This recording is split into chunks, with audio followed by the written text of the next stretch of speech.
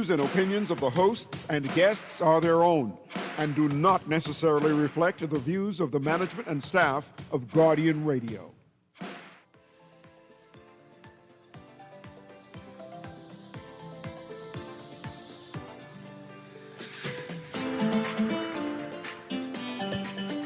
Good morning and welcome to Guardian Radio AM. Today is June 22nd. Today is Monday and it is a little after 11 o'clock in the morning.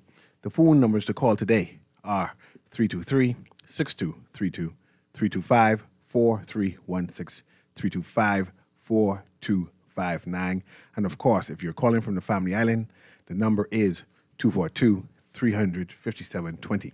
If you decide to text me to join us on the text line powered by BTC, the phone number is 422-GR96. That is 422-4796. It's the beginning of the week. Today is going to be an open line Monday. Of course, I have one or two things I want to put out to you that had me not concerned, not necessarily entertained, but the conversation is worth discussing. I'm going to read the editorial of The Guardian by Candia Deems. I thought her editorial is worth discussing because the editorial involves one of my favorite MPs. No, not my MP, Fred Mitchell, right? He's not in the news right now. But Mr. Halkitis, Michael Halkitis, he's a sacker. He's a sack boy. Therefore, I have a defensive stand when it comes to him. I like him. He's a genuine good fellow. And so when there's critique about him, I tend to sit back and say, let me analyze it. But what Ms. Deems has written is worth discussing, worth hashing out. It is worth our consideration. The headline or the editorial reads, a hogwash explanation. I concluded it wasn't hogwash explanation. It was hard for me to admit that. It's very unfortunate. And the editorial open is about, let me just read it one time. Minister of Finance Michael Halkitis has provided a hogwash explanation on the distribution of building supplies vouchers during the recent election campaign. His explanation was wholly inadequate and insulting to the very taxpayers whose taxes funded those vouchers. It has been widely reported and never disputed by the Davis administration that the vouchers issued in Abaco carried the name of the Progressive Liberal Party, PLP, candidate, Mr. Bradley Fox, who is now the MP for Central and South Abaco. Reportedly, over $200,000 in vouchers were purchased from premier importers by the Ministry of Finance. Halkitis' answer to reporters on Friday continues to lack of accountability on the issue and may signal to us the kind of finance minister he intends to be. One who employs characteristics, PLP strategies of obfuscation and gaslighting. Glaringly, he did not explain why those vouchers had the candidate's name on them. Asked by reporters about those vouchers, he said, the point to make is that the issue was raised, I think, because the leader of the opposition says he saw the report in a newspaper. And so that speaks to the transparency of the process. The vouchers were obtained. They went through the procurement process, and it's a part of a long-standing government program in Abaco and in Grand Bahama. Individuals are still impacted or still feeling the impact of Hurricane Dorian. And so there's a program to do small home repairs. It's also here in New Providence where individuals may not have the wherewithal to repair their homes and throughout the islands. The fact of the matter is the issue was raised, I think, because transparency of the process. Where if you look in the newspaper, you see the see the March report, the monthly report of Procurement Board printed in the newspaper showing that this issue went through the Procurement Board. I think they may have other issues as to the method of some of the distribution. I can't speak to that. There are several significant observations and questions raised by the minister's response. Firstly, the matter of the vouchers in question, the ones distributed in Abaco, was raised weeks before the published procurement report that showed the March contracts, which amount to $900,000. More importantly, the March procurement report published at the end of May did not show the premier imported vouchers that specifically came into question, the ones reported to have the PLP candidate's name. We don't know if there was a competitive bidding for that. That is likely because the contract was entered into even closer to the general election than the other vouchers contracts contained in the March report. Those $900,000 in vouchers contracts also require a clear explanation. It is alarming that Halkitis, a finance minister, cannot speak to the method of the distribution of the vouchers.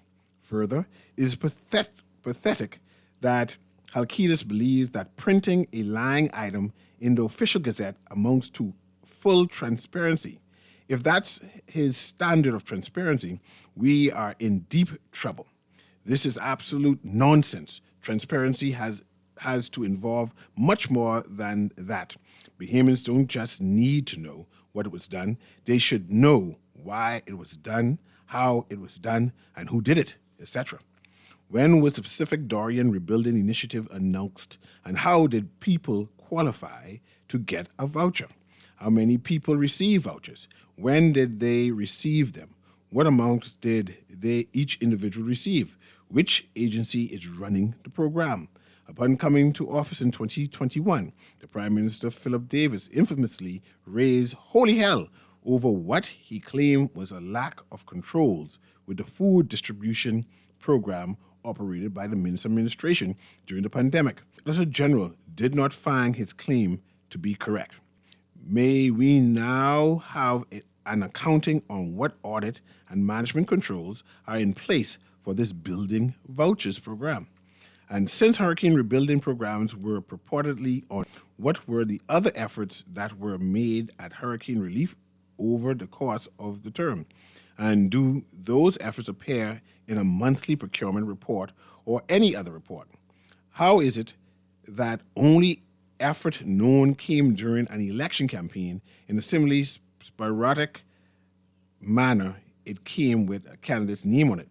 Halkitis promised an accounting during the recent budget debate in the House that never came. The Prime Minister, who was Minister of Finance during the last term, ignored opposition requests to explain the matter in Parliament.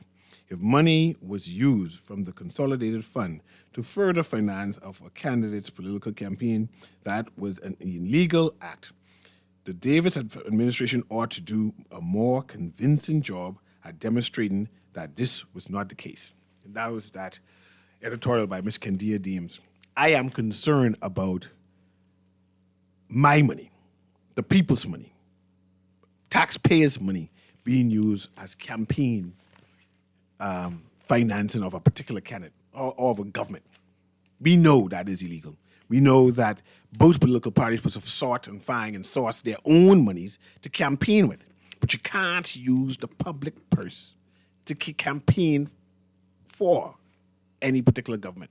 The very idea that Bradley Fox's name is on the vouchers that it was supposed to be given to people for hurricane, seems to me, just saying me, I ain't simple. I mean, sometimes I feel simple.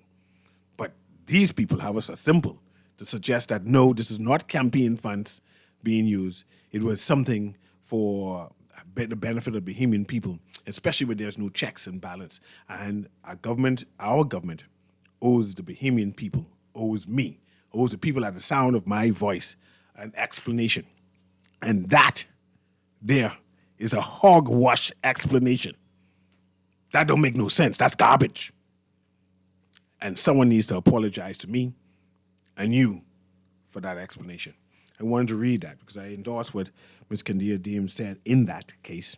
It's very unfortunate because I like Mr. Halkitis. Mr. Halkitis was not Minister of Finance at the time. The Prime Minister was the Minister of Finance at the time. That means the Prime Minister signed off and allowed a person who's campaigning for his political party to put his name on vouchers that the Bahamian people paid for. That there, it's problematic. There is no excuse for it. We were wrong. It should not have happened. We would try to make some kind of recompense. That's the conclusion. But that explanation there, garbage. And it's very insulting to the Bahamian people. And someone knows me to an apology because someone take me as an Inagua donkey. And I don't like being an Inagua donkey. They swim with only their nose inside, facing out of the water. Anyway, this text says the Minister of Finance thinks that people are stupid. He is saying the matter fact that it went through all of the protocols shows transparency. What this showed me was the government paid an aspiring candidate to get votes. It's very unfortunate. I'm hoping that is not the case. But clearly, it shows that something concerning happened. And I need an explanation for that. I want to hear some commentary about the government's new proposal on, let's see if I can read it right here. The government's proposed changes to the vehicle licensing fee and registration requirements. I see a number of people are concerned. I want to know whether you are concerned. I want to know if I should be concerned. I'm going to highlight one or two of the changes, if I may. One of the changes, the proposed amendments would restructure vehicle licensing fees based on weight.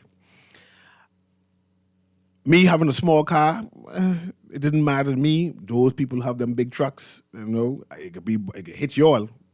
But whether you want to be concerned, this is the time you raise the concern now. There's an increase in fees for some vehicles classes. You know, they have different vehicle classes. Those who different need to raise your concern now and ask what is happening. Now, this is what struck me and I got concerned.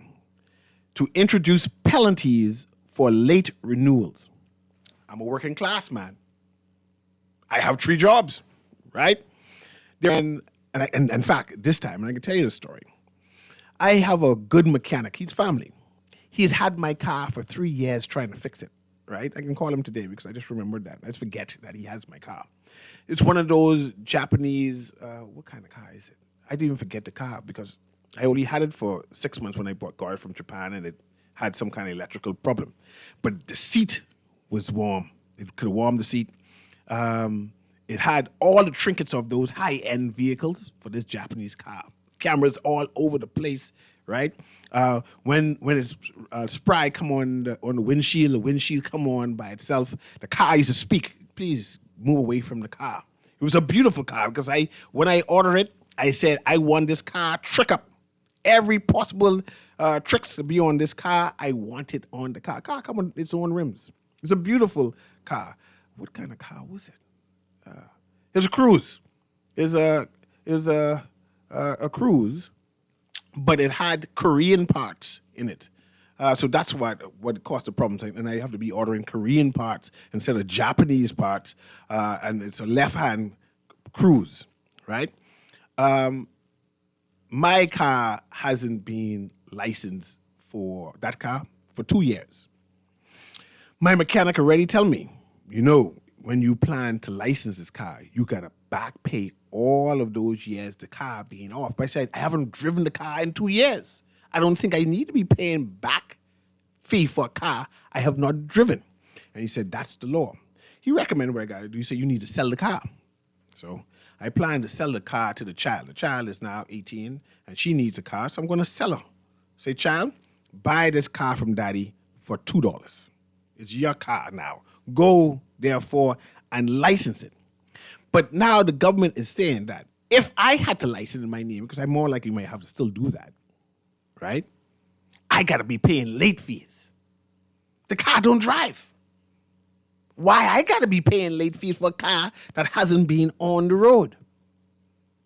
Something is problematic with that. Why punish me? That it makes me try. It forces me now to try look for some skullduggery to maneuver around. You don't make your citizens into criminals, and I think this particular late renewal and require a certificate of title for every vehicle imported into the Bahamas, it can be problematic, right? Under the proposal, Class A vehicles weighing up to 3,000 pounds would continue to attract a $160 license fee, while Class B vehicles weighing between 3,000 and 5,000 pounds would now pay $215. Class C vehicles weighing between 5,000 and 1,500 pounds would pay $610, and Class D vehicles over 15,000 pounds would pay $760. I've been trying to plot on an S10 truck for so long, and I say I can't get nothing for under $10,000. But see, they're making it difficult. Why make it difficult for Bahamians to empower Bahamians and say they're not thinking about me? Let's go to this caller. Guardian Radio AM, you are live. Go ahead, caller. Well, CA, good morning. You bring up a valid point today. How you can pay for the car with ain't driving? How I can pay for the car with they ain't driving? Well, we told you, we warned you. What you warned us about? I told you the fees were going up and probably a lot of other stuff, but nobody listened. So now Grammy say you got to feel. You know, what we should do is move that 10-year ban off of cars. That's the first thing. The second thing we should do is when you're bringing in a car, right? Left-hand drive, a U.S. model. So it could be Ford, Chevy, or Dodge, but it could also be Kia, Hyundai, Honda, Toyota. But it's the model that goes to the United States of America. Why? Because when you start or don't start, and they don't have it here at the car parts places, you could always jump on Amazon and get it out of the States in 2 days. But when you allow whatever buck up go, and you know, you might go to the States and find a nice Camry for $1,400. Grammy had it, passed away, and she passed away, and the kids just come get the car. And the thing is brand new. But you do need two things. You need a Carfax, that's $49, and that protects you, the consumer in the Bahamas, who don't know about no car engine and where the parts come from. And it needs worthiness. They call it a MOT in England. And that's where they go and check the stuff coming out the muffler. They check the brakes. They check everything on that car. So you know you got a quality car you could get parts for. And left-hand drive, better you at the bridge. You ain't having to put no money in a basket. You know what I'm saying? So we need to have decorum. And I said this to, oh man, when was this? Back in 2013, 14, to the then minister. But it seemed like we can keep going this way with the car dripping everything, transmission, brake fluid, oil. And what that stuff does when it hits tar, it makes the tar soft. And then the rain come and you got potholes. So we really shouldn't tar roads if the car them leaking everything all over the place. But between the gas, where we refuse to drop all the fees and the duty and the taxes, at least until Trump war over, to make it easy for our citizens, we just can keep putting the licks on you. And guess what's going up next? Maybe the driver's license fee. And maybe all the other Amazon shipping fees, customs entry fee, custom processing fee. We told you before election, the fees are going up, all of them. So get used, Mr. CA. Now I got to run. You have any question before I go? Pray for us. But you have a good one, sir. Thank you very much. I appreciate your commentary. I'm just saying they trying to make criminals out of us because when we are unable to pay, we now try to find options on how we can circumvent the law. And that's unfortunate. It shouldn't be doing that. I see a number of car dealerships saying that they weren't consulted and that the government promised that they would be consulting them in terms of implementing new laws and new fees and new ordinances, and clearly that is not happening. We have another caller on the line. Let's read this text before we connect to the caller. It says, good morning, CA. I guess the reason why the PLP won by such a large margin, they can say and do anything. The MP for North Abaco said if he was the Minister of Works, he would only pave roads in the PLP constituency. Some progress. And I'm not sure if he said that. However, if he did say it, the people need to speak. That's all they need. The people need to show him what people power is. Nobody's at the march. His constituency didn't get vexed. They didn't demand an apology. So that means the majority like what he said. Let's go to the caller before I read this next text. Go ahead, caller. You're live. Guardian Radio AM. See, you're hitting all the cylinders today. Morning. Morning. How you doing? Does morality or does your level of wealth determine your morality? Because you said something very salient. I'm a public service worker, and the conversation around the watering holes is I just have to tip a little bit more now. Oh God. So you think when the politicians and the uppity ups go and have to pay their banking fees or whatever they tip money, they get a little break on it? Because I'm sure that they know this tax, it doesn't affect them. The lawmakers who levying the taxes on us and the people who supporting it, what they call the shareholders of the country, they could easily write this up on the paper and then we're going to have to squabble about it down here in the doldrums. But when was the last time? This is my last question before I go. I really want you to answer this. Okay. Because it seems like when I drive my guests and when I talk to people who don't live here, we have in this same conversation, the same narrative is, well, when the war is over, the gas price is going to drop. That's what they said when COVID was over, the grocery price was going to drop. And before, when they invaded Iran, the gas price is going to drop. And when they catch Bin Laden, the gas price is going to drop. So my question is, when was the last time the gas price dropped after such a spike? And do you think it's going to drop? And if it doesn't drop, what do you think is going to happen? Thanks for taking my call. And I'm glad you asked that question because someone in my inbox asked me that question today. And I concluded before end, gas will go up to $10. $10 per gallon, and we need to brace ourselves with that. $10 a gallon, I predict gas is going to go up before it drops any significant number. I think that's scary. And it's going to impact all of the Bahamas when it goes up to $10 per gallon. And I think that our Minister of Economic Affairs, Minister of Finance, start having these tough conversations of what will happen to the Bahamas if gas goes and reaches up to $10. We need to have some kind of strategy, start voicing that strategy that the Bahamian people will start dealing it. Will be a contingency plan then? This text says, morning.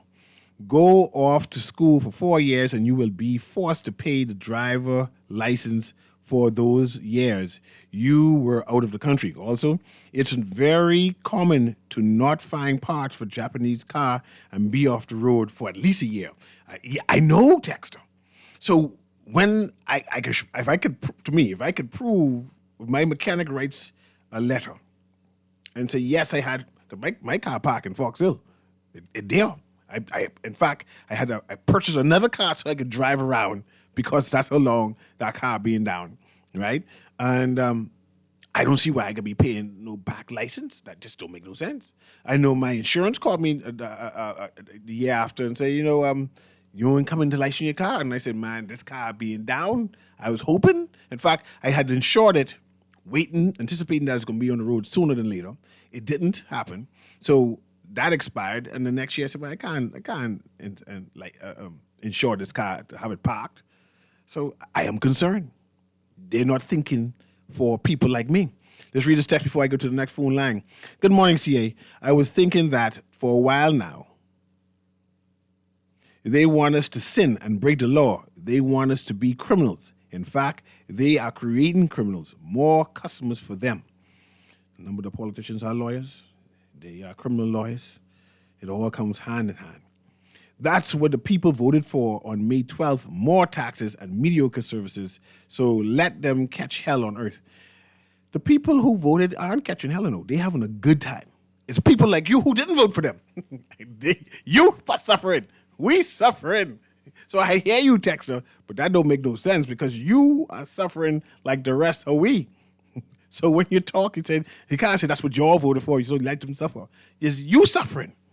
Newry, it was always like that. If your car is off the road for a year, you have to pay for that prior year. My car being off the road for 3 years, like I said, I can't pay those 3 years back. Say something wrong, especially with the car being down. Oh gosh, this is what This is what they call progress. I like to play on words. Progress. They let them suffer. See, they always saying them. Who's them? Let them suffer and sweat. Don't feel sorry for them. Is what they voted for. That's the next texter saying. I say the people who voted PLP are suffering like they don't live here in the Bahamas. Like they ain't paying the same bill like us in the Bahamas. Texter makes sense. You suffering. We suffering. The Bahamas suffering.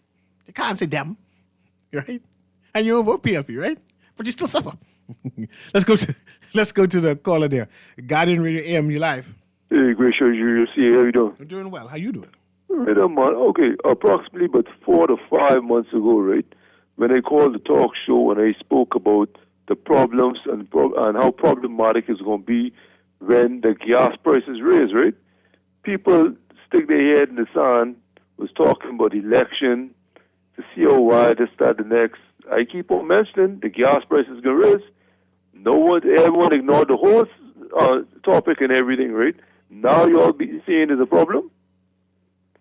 But how could people not see this is going to be a problem if the war going on and the prices raising in the States? No one can see this is going to become problematic. It is what it is. That's all I can say. Watch this text. I appreciate you calling. Watch this text. You know, when you point out an issue, and there's always a texter or caller who will obfuscate, who try to change the dynamics of the conversation, right, for their benefits. Let's listen to this. Listen to this texter. The texter believe they're smart now, but listen to them, right? Say, when will Miss Deems write an article about the drug trafficking incident in a boat owned by the former cabinet who is still allowed to run in the 2026 elections? In the case, not a conspiracy to ship. We know the name of the politician involved. If he is directly involved with the drug shipment, we say, so what? He knows the drug trafficker. That is all the Bahamians are concerned about, correct? Now, we talking about the politician campaigning with my funds, my money, and they trying to obfuscate the whole conversation. They ain't want to talk about that. They said, why do we talk about this? I talking about something went wrong. Let's correct that, you know? But they ain't want to correct it. That's how we Bahamian go. How do you know? You know. Say, Brother Newry, this present administration surely thinks of Bahamian people accounts. We need a better government for a brighter future. Too much taxes in the Bahamas. Let's go to the callers there. And then I have an article about Singapore again. Why Bahamians like talk about Singapore so much? We can never be a Singapore. I said that and Marlon Johnson get mad at me. We can never be a Singapore. I said that and Dr. Gilbert Morris get mad at me. And I could explain why. Even Jamaica said they won't be like Singapore. Barbados said they won't be like Singapore. I think when they went to some meeting in some foreign land, they say, all of y'all need to be like Singapore, and they brought it home and try to spread the propaganda, but it ain't working because we ain't closer to Singapore, and we've been talking about this for the next 25 or years. It ain't got. Let's go to the caller. Guardian Radio AM, you're live. Hey, Mr. Nuri. How you doing, man? Mr. Nuri, you can be, if you don't come outside, right, you can never, right? If you don't go outside, you can always be inside. You could never be inside and outside at the same time, right? So, in other words, anybody could be like Singapore if they decide to move like Singapore, right? But, you know, let's talk about that. Let's talk about that. Who we are as a people. See, that's where we are. That's where we are. That is not who we are as a people. And it's intentional. It is intentional. It boils right back to governance, right? For instance, we're talking about the gas heights, right? In the Bahamas, if anybody is watching, from the price went up from $5 to the $5 mark, right? In this country, the gas never went down from then, from the $5 mark, and that's like 15 years ago, right? the gas never gone down. Because, see, the government continue to brainwash the Bayman people with eloquent sounding words, but they ain't feeling it in their pocket because if the government's seriously interested in the Bayman people, all they have to do is go, write the cabinet, right, and remove the tax of what the government is receiving, like other civilized countries did, like Barbados and others, right, and so that they can relieve the burden of the backs of the taxpayers. The key word is taxpayers, right? But in the Bahamas, you only looked at as a taxpayer, despite they even ain't trying to figure out where you can get this money to pay the tax. They still implementing more tax on the back of the Bayman. But it is what it is. And like what the people, like the statement with one of your somebody your text and saying is poor. Have a nice day. Thanks. Let me start a quick reading this article before I take a commercial break, and then you take a commercial before I start reading the article. Okay, we'll take a commercial break. Callers, I see you. I want to read this a letter addressed to Mr. Holness, who is the Prime Minister of Jamaica. They're talking about Singapore too, just like Barbados talking about Singapore too. And the writer brought up some concepts or ideas what I echo at the same time, and I want you to see what you think about it. Callers, if you can hold on for me, and we will be right back.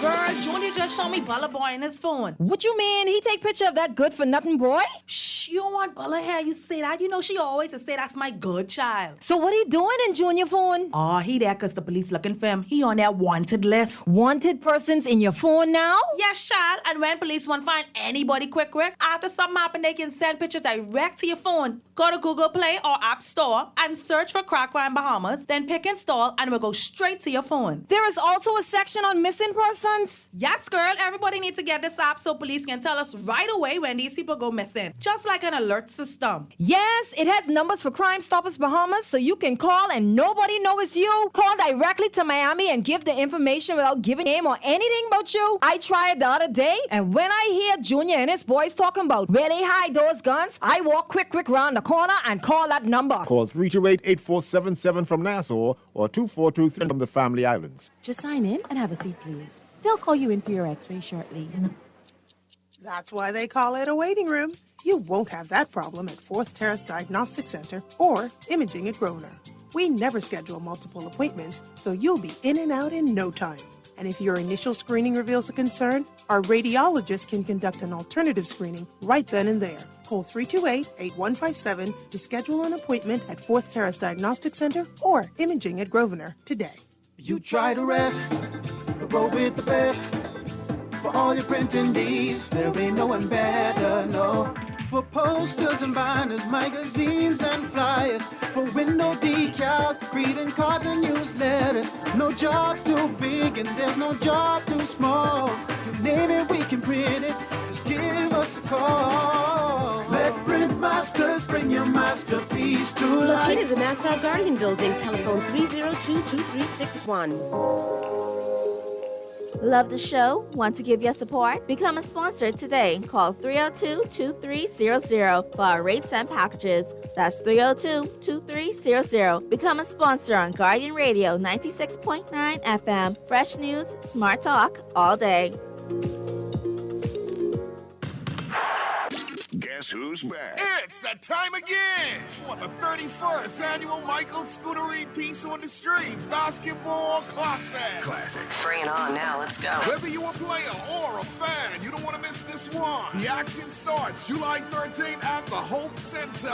Log on to peaceonthestreets.com and register. Come on, everybody, we're going! That's the Peace on the Streets Basketball Classic, where we shoot hoops instead of guns. Game time.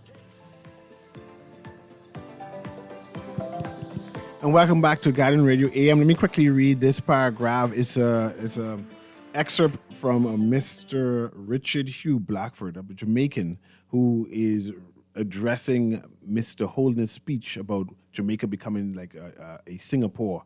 And it's an excerpt I'm going to read. I'm not going to read the entire thing. And I'm coming to you right now, caller. It says, the central factor that transformed Singapore into the economic powerhouse it is today, Singapore invested heavily in its people.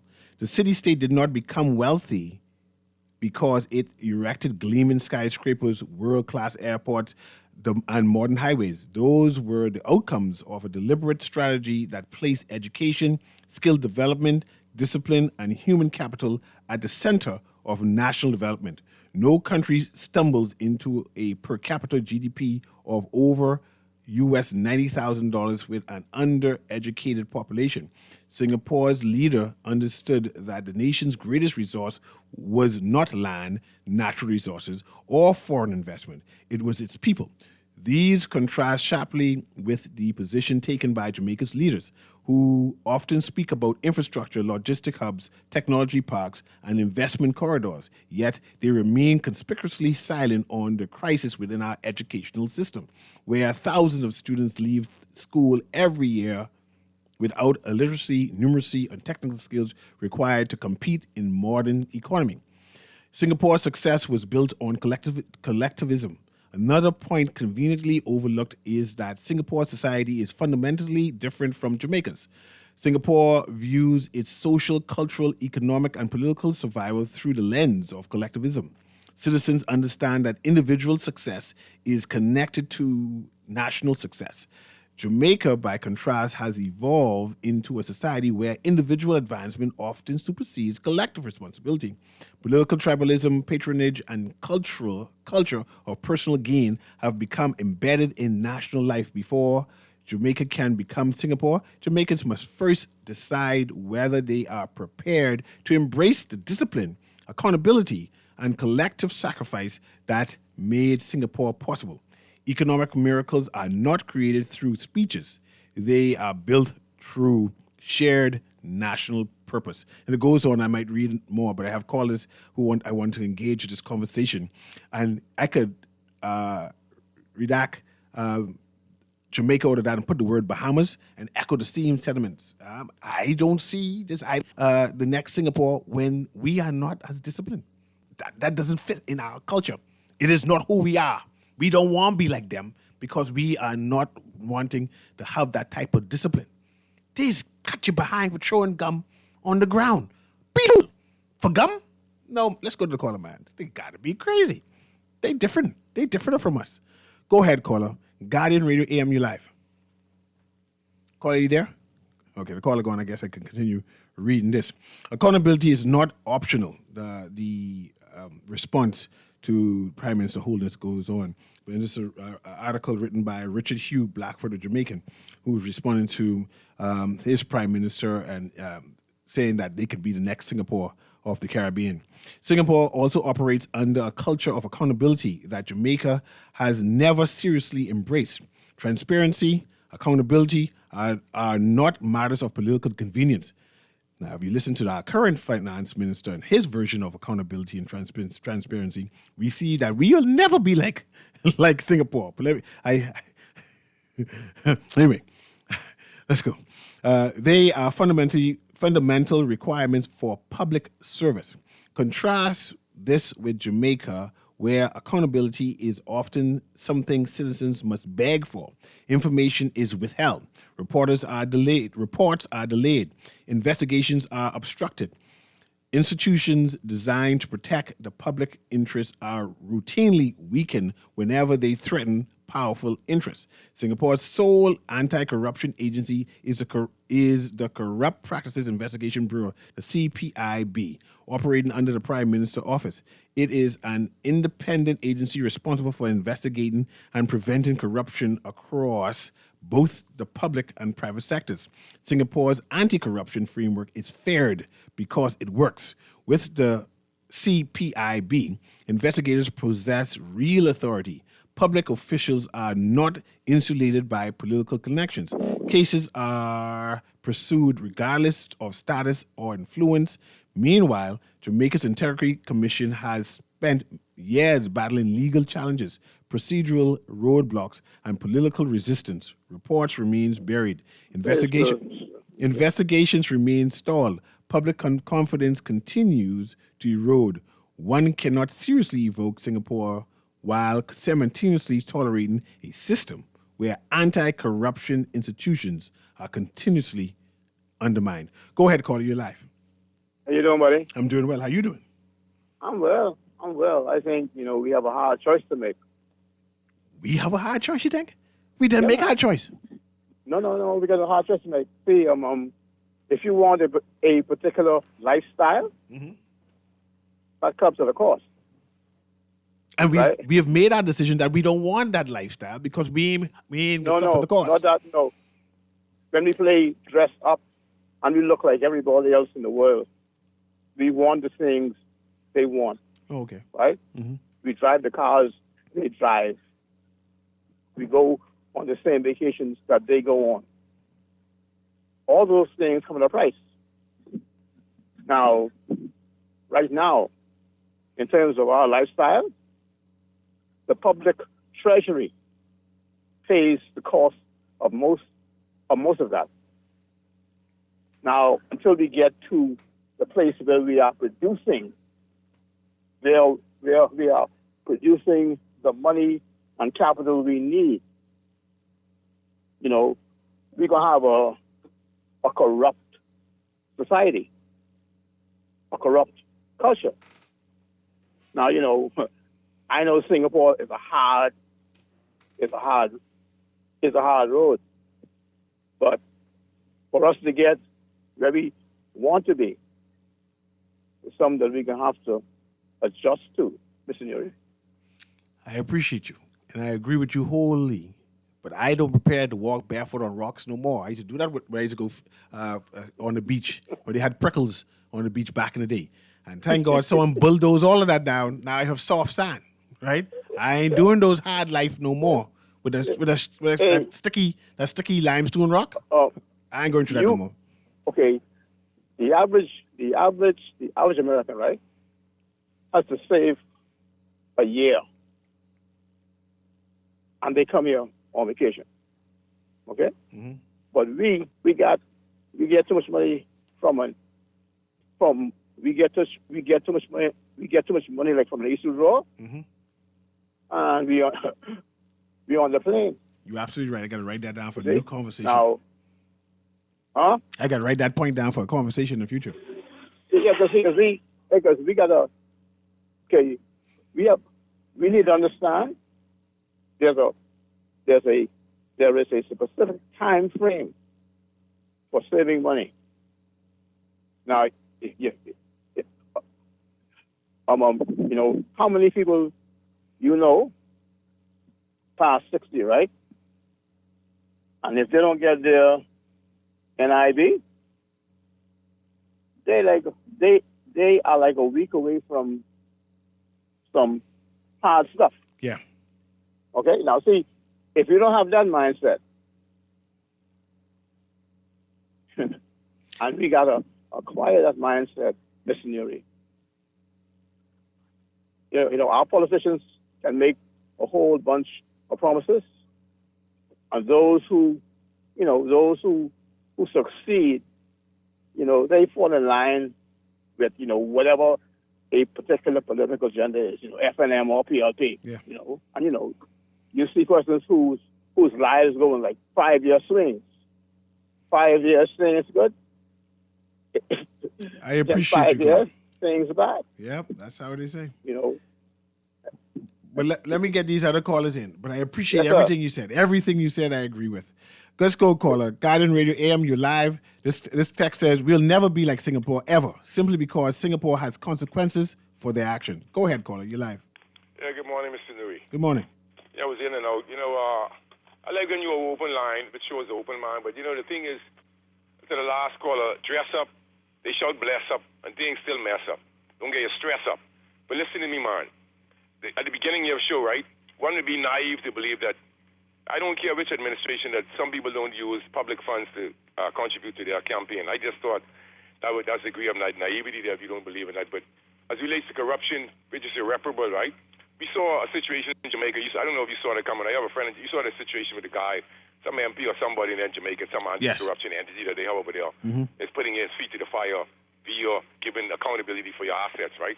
So what I'm saying is we could talk about America and everybody else, right? But what happens, the difference with America, they have systems in place. They have something they call the Logan's Act, and then you saw Trump brought in the Inflation Reduction Act. Even Trump had enough sense to pass that during the inflation. But what I'm saying is, with the Logan's Act, what it stipulates is that it's illegal for government officials to meet with private entities and transnational companies to discuss the public's business without oversight. That's a big step in curtailing corruption. You have an oversight committee. It would have been, for me, somebody like Bishop Gomez, Simeon Hall, et cetera, in these meetings. Somebody who's reputable and honesty and God-fearing, to be honest. But, for us to sit back, the calling talk shows is just to bring a level of conscience. I'm not looking for any changes, because I'm soon out of here. That's what I'm saying. And so, we all could appreciate Miss Candia Daines. I don't want to call any names. We could see people attacking her. But for me, is there any evidence that Mr. Daines is involved in this, even though he owns the boat? I don't vouch for anybody. But what I'm saying is, everybody. I see a lot of things coming up as relates to with the police force that everybody's denying. You're not hearing anything from the Commissioner of Police. I'm wondering if we are safe as citizens, because with those characters serving the public, you shouldn't be concerned, Mr. Newry. You should be concerned. I am very concerned because I know what I've experienced in the past. I've had death threats from police officers. I've said on the radio, but nothing has been done because I'm a nobody. I'm just telling you, where is the solidarity? I'm saying I've had death threats. They've told me these things. They damaged my spine, all these different things, but nothing has happened. But when it comes to other people, it's very important. We saw the situation down in Guyana where the police chief wearing gold chain telling the civilian, you know me, and telling the person he would kill him. He was not arrested. Nothing is happening. We're going to allow these things to happen. We see we're slowly sinking in a sea of calamity, but everybody is running around talking about progress or whatever. I appreciate you. That gentleman really made that statement that if he was Prime Minister or whatever, he would only do. I hope that being facetious. I don't think it would be naive or foolish enough to even make those kind of statements. When we all taxpayers, so we should be all sales. I hear you. Let's go to the next caller. As I read this text, it says, "Good day. I'm 65 years old and have never heard anyone asking the question how much the oil companies make and the high rent they charge to station operators, but they always talk about the dollars something the government get. The oil companies make the killing, but we never. Let's boycott the oil people then. Let's don't buy gas from them no more and find out another way." Right? Let's go call it. Guardian Radio AM, you live. Call you there? Call girl once. Call girl twice. Okay.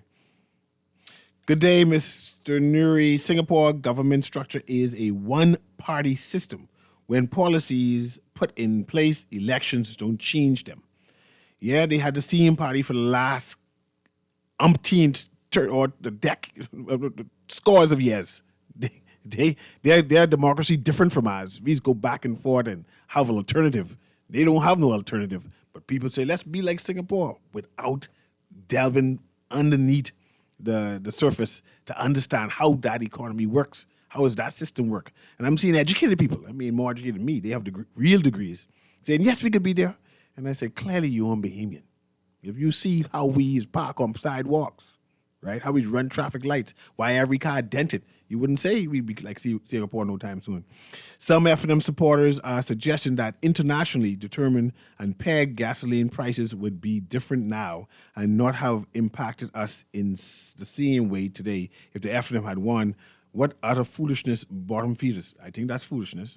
I think that what's happening, whoever be in the government, the prices would have been the same. Only difference is one might have considered not lowering the whatever VAT fee or the duties on gas. That might be different, but we don't know. But I know that VAT and things are off in Grand Bahama regarding certain parts of the electricity bill. That's something to talk about. It's now 12 o'clock. I'm going to read this Jamaican article again. This article by Richard Hugh Blackford and his critique of Mr. Holness, the Prime Minister of Jamaica, regarding how Jamaica would be the next Singapore of the Caribbean. And his critique is clearly he's not, the Prime Minister of Jamaica, it's not analyzing what's happening. I remember I commented on this, say someone must have given the Caribbean leaders an economic model to follow, handing out talking points to the Caribbean leaders so they could preach to its constituents. All are coincidentally saying the same thing, citing the same reasonings, sharing the same loftier cookie-cutter goals. Our leaders seem not to have any original thought. They all share the same dream, walking the same prepared pathway. Two roads diverge into some type of yellow wood, and they all are eager to travel the path where the grass is trampled upon. This has been Guardian Radio AM. This is C.A. Newry. You have a blessed day. Goodbye.